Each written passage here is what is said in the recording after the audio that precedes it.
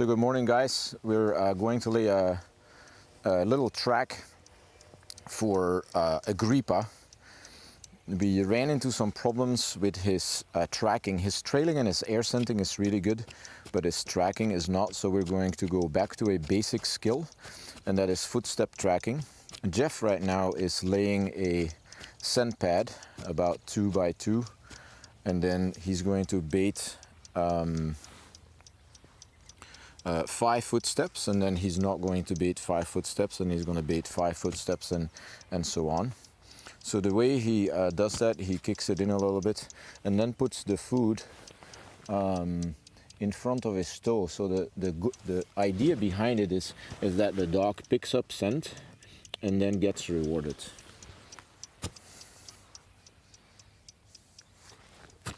I'm checking my audio here.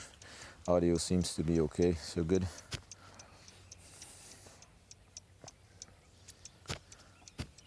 So now 5 without, and then he's gonna do 5 with food.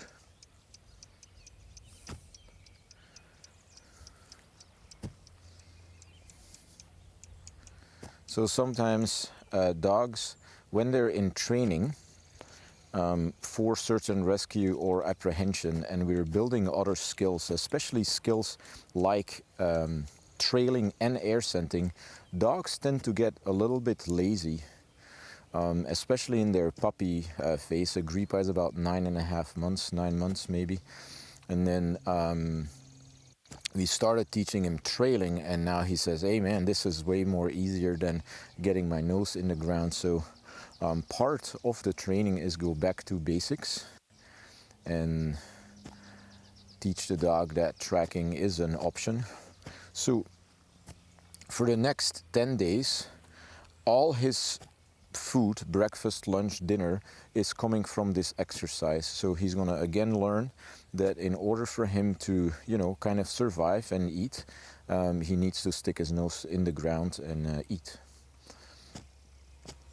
So this is a similar technique that we're using to start a puppy. So when the puppies are about 10 to 11 weeks old, I use the same technique. However, I bait every footstep for about 30, and I lay 3 or 4 straight lines. There's of course no corners in a puppy face. And then we kind of let the puppies figure out how to get the food. There's no real formal way for them to find the food, but they're realizing that if they use their nose, they're gonna find food. So Jeff is doing a good job being consistent in the size of his footsteps, which is important, so that you don't vary the step size too much. So we are staying about 3 feet, 3-4 feet from the fence. And then when we're going to make our left corner, we're going to stay about 10 feet away. And the reason why I like to stay 10 feet away from an object is that the dog doesn't get used to that whenever they approach an object, there is a corner. So we do need to be careful. Jeff did a good job here with the molehills. So I can't show you the back of Jeff because I can't step into the track.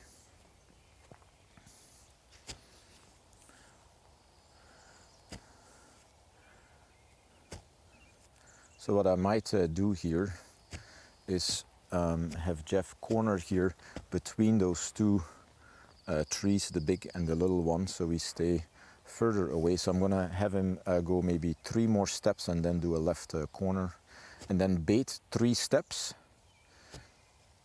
Yeah, and then from there bait the corner in, so the dog gets rewarded for being correct.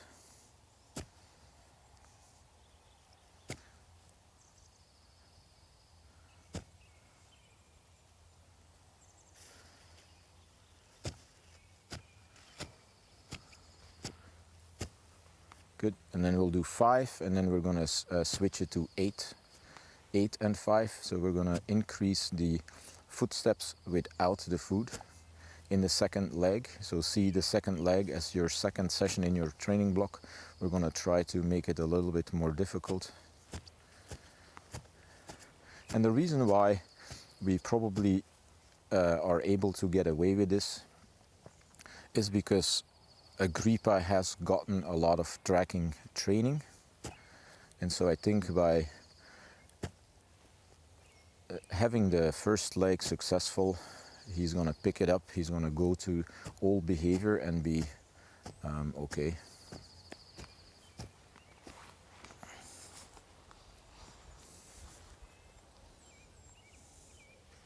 And again, Jeff is doing a good job here, laying this track for Agrippa.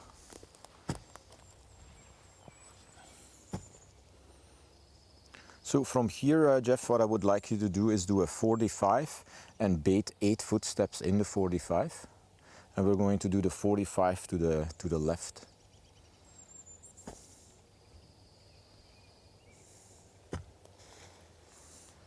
So I'm putting a little corner here so Agrippa has all, well, not all, but you know, he sees variations of cornering and straight lines.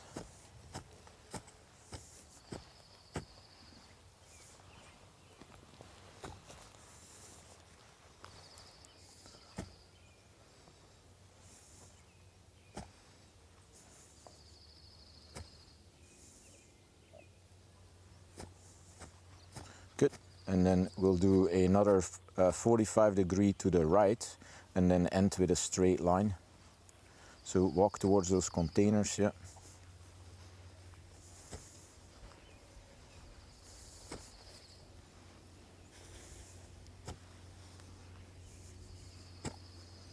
So tracking takes time, guys, and a lot of repetition. People ask me why our dogs are good, and it's because they track a lot.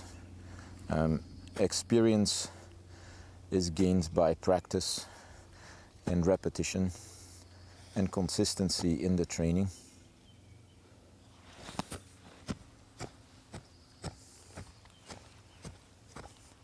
And at the end here, Jeff, let's do, yeah, so bait 5 and then go maybe 15 and we'll give him a jackpot there at the end.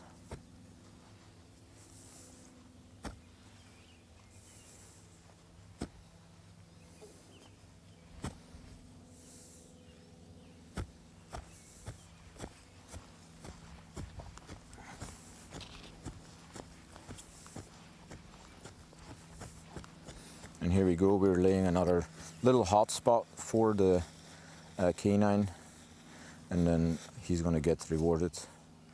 The nice thing about this area here is that we're pretty secluded and there's hardly any wind, maybe a small breeze. Jeff is now gonna step over the sun pad and we're going to go get the K9. So here we got the dog, and You better say hi to him. I need to always say hi to Mr. Agrippa here because he is kind of addicted to me. So anyway, Jeff is still carrying the pup. Part of his working routine here. And it's good exercise for Jeff as well. So we're gonna put the dog on the track. And the reason why I do this is it's a pretty long walk for the dog. So when the dogs are still young, we like to preserve as much energy and teach the dog that as soon as we put them down, work is coming. So I'm gonna wait here until the line is clear, close my gate. And then we're going to go and track. I didn't put a drone up for this track. I think it's going to be a little bit too distracting because I need to fly the drone pretty low in order to do this. So we're going to stay close to the fence here. Here's my boy Carl. And then we're going to see how the puppy does. As for the line handling, we're going to keep the line pretty short. I would say between 6 and 10 feet behind the dog. And we are not going to allow the dog to build up a lot of speed. We want to emphasize concentration and focus on the track. So speed is not our friend here. by slowing the dog down, we're hopefully, which, you know, by experience that happens, the dog will sniff with more focus and then realizes that there's a lot of food there. And then when he runs over it, he actually misses his breakfast. So now we're going to put the dog down. Then we're going to allow the dog to find scent. And then as soon as the dog finds scent, we're going to go. So Jeff is going to stay about 5 feet behind the dog. Very light on the line. And then you could see the fence here. And this is his protection field, so he's very interested in going to the field. So this is the first time we're doing this. So put the dog back on track, Jeff. And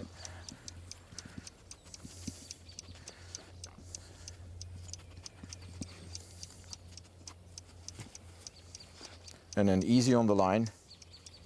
That there's absolutely zero corrections on that harness. And then Jeff made a big mistake here by allowing the dog to run forwards.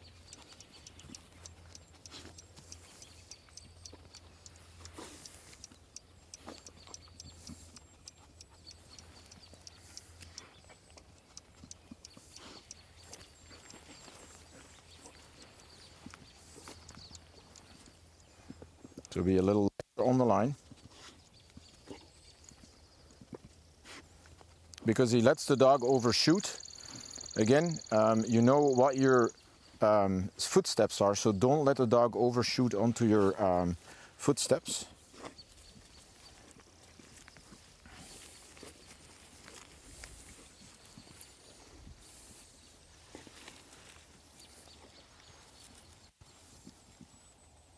It's very important, guys, so the dog realizes that he's missing food. So the Malinois, of course, wants to run, and then you need to be very careful with leash pressure and you know, restraining the dog. It's an art to do that, to have a very light line, but still slow the dog down enough so he's forced to keep his head down and has enough motivation to keep searching.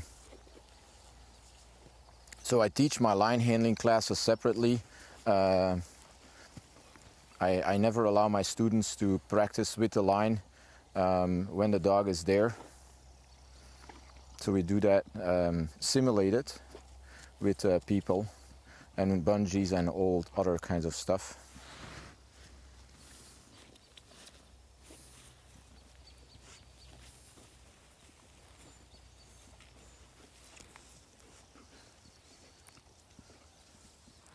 So the corner is coming. We rewarded the dog into the corner. I'm going to let the team pass me a little bit so I'm not in front of them.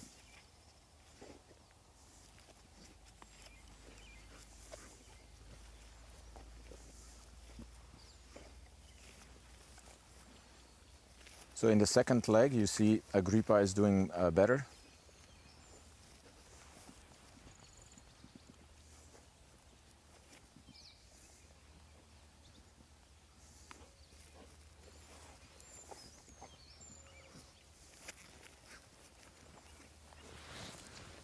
But again, we need to be really careful on the line.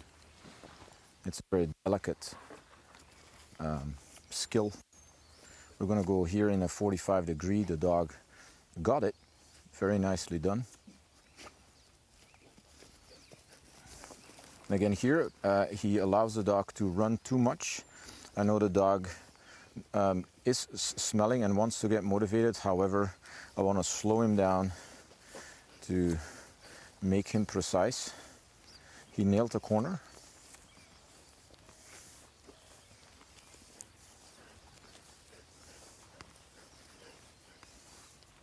And that was too hard of the line here because they stopped the dog. You could see the arm pulling backwards instead of working with the wrist.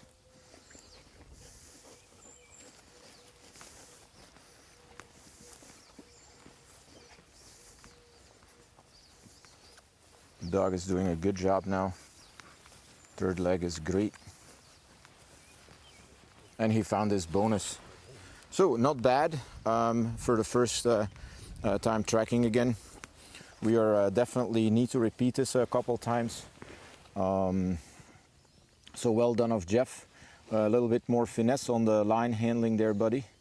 But other than that, I think it's a good start again. Hey, yes.